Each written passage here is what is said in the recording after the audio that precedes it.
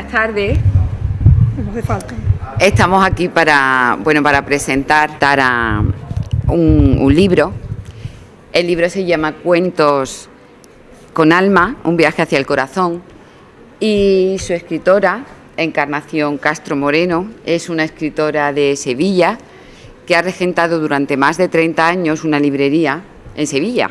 Entonces yo creo que estar 30 años en contacto con libros, sentir libros, olerlos, tocarlos, y yo creo que te tiene que enseñar sí o sí a escribir libros como este, ¿no? Este libro es un libro que habla de emociones, que habla de todas las dudas que hoy se plantea el ser humano, ¿no? Y ella pues como que nos lo plantea con unas historias preciosas y da soluciones, ¿no? Y entonces, yo quería presentárosla y que ella os cuente un poco cómo descubrió, ¿no?, todas estas cosas que ha plasmado en su libro y que nos ha hecho llegar, ¿no?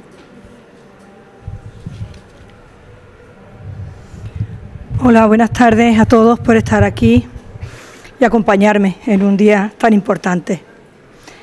Bueno, pues yo te diría, y gracias a Óscar Morales por creer en mi libro, editarlo, y a este bonito pueblo que es precioso, me he quedado ahí en la hospedería encantada. Yo te diría que este cuento nace de la necesidad de expresar, de comunicar hechos reales que a mí me han ocurrido y que es una experiencia de vida. Una experiencia de vida que me ha llevado de alguna manera a la comprensión, a la aceptación, al perdón, al perdonar el pasado, a perdonar viejas heridas, y todo eso se consigue, o yo lo he conseguido, a través de la comprensión y a través del amor. Para mí ha sido un salto grande porque he vivido mucho tiempo atrás enganchada a un pasado, a una historia que seguramente no ocurrió así, pero yo la recordaba así. Entonces, cuando yo descubro que nosotros podemos apartar todo lo malo o todos esos recuerdos, no apartarlos, sino asumirlos, aceptarlos, como algo que tuvo que pasar y como algo que era necesario que pasara en tu vida. No tiene que ser un acontecimiento grande, ni horrible, ni nada, pero bueno, yo era una niña muy sensible y todo me hacía daño. Mi casa, pues como tantas casas de aquella época, pues era una familia humilde. Mi padre era un hombre que era alcohólico, pues todo esto conlleva una serie de sufrimientos para una niña, que nací la más pequeña de 4 hermanos. Cuando yo llego a esta conclusión, lo que quiero es proyectarlo hacia afuera. Lo que quiero es contarlo a los demás. ¿Cómo lo hago? Decía yo, ¿cómo lo hago? Incluso me pareció que el tiempo se me iba de las manos. Ya llegaba a una edad en que yo decía, veía a mi alrededor cosas como que alguien le había dado un Alzheimer, una persona que entraba a mi librería muy joven empezó a darle un Alzheimer, y yo ya aquello me ponía nerviosa, incluso hasta tal extremo que yo creí que podía enfermar, verdaderamente que yo podía enfermar, si yo no proyectaba y si yo no contaba todo aquello que yo sentía, porque de alguna manera yo comprendí que todo había sido necesario para llegar al punto donde yo había llegado, al punto donde yo era feliz con lo que tenía, feliz con los amigos, con la familia, feliz con mi pasado. Entonces me propusieron hacer radio y creé un personaje para la radio que se llamó La Tejedora de Sueños. Y este es mi seudónimo, La Tejedora de Sueños. Y entonces me di cuenta que podía hacer un cuento pequeño, de 5 minutos en la radio, pero podía tener esa profundidad que pueden tener esas historias que son universos enteros. Un cuento cuenta un universo entero para mí, que soy lectora de cuentos desde que era pequeñita y que los cuentos me han acompañado siempre, en momentos muy fuertes, siempre han estado los cuentos presentes, me lo han regalado, me lo han traído, siempre me han dado cuentos. Yo descubrí que en los cuentos hay respuesta y que los cuentos te dan fuerza para seguir, porque de alguna manera nosotros enlazamos esos cuentos con nuestras emociones, con nuestros recuerdos y lo hacemos nuestro. Y cuando tú haces algo tuyo, tú le ves la punta, como se dice, ¿no? Tú le ves la punta. Y entonces yo dije, ya está, cuentos, porque me gusta escribir y algún día a lo mejor no sé si escribiré algo más, pero los cuentos eran una forma muy sencilla de escribir y verlo corriendo, verlo de momento en la mano, y yo lo que quería era verlo ya en la mano. Fijaos si es así que yo empecé a escribir estos cuentos y yo lo iba regalando, lo llevaba a mi librería, lo copiaba, lo encuadernaba y lo regalaba. Pues yo me sentía ya que eso tenía que estar volando. Y fue mi primer cuento, Cuentos de Jardín Encantado, y eso lo hice así. Regalaba uno, regalaba otro, y ya con que alguien me llegara un día y me dijera el cuento me ha gustado, el cuento me ha ayudado. Concretamente me acuerdo de una chica que me dijo, Encarni, leer este cuento me ha ayudado a entender a mi padre. Aquello me llenó pues de una satisfacción enorme, ¿no? Porque yo sabía que los cuentos iban a ayudar a la gente lo mismo que a mí me habían ayudado. Y eso es por lo que me puse a escribir cuentos. Espero haberte contestado. Yo creo que sí, ¿no? Yo creo que me has contestado, ¿no? ¿Cuál es tu preferido del libro? Pues mira, tengo mucho. La música del alma me gusta mucho. Pero hay uno que me gusta mucho que es El Reino de Celeste. Porque El Reino de Celeste es el reino donde la primera mujer reinó en la antigüedad, pero ella se lo gana a pulso. Entonces es un cuento de género, pero es un cuento que no sale nadie perdiendo, ¿no? La niña entiende que su padre se portó de aquella forma, pero su padre entiende que también su hija tiene un valor y tiene una sabiduría que puede perfectamente reinar, y le da su reino. Así a grosso modo, ese me gusta mucho. Sí. Yo he notado, porque bueno, yo aquí ya los que me conocéis ya sabéis que soy la presidenta de una asociación de mujeres, y sí que he notado que algunas veces hablas en general sobre, y utilizas el masculino incluyendo a la mujer, ¿no? Uh-huh.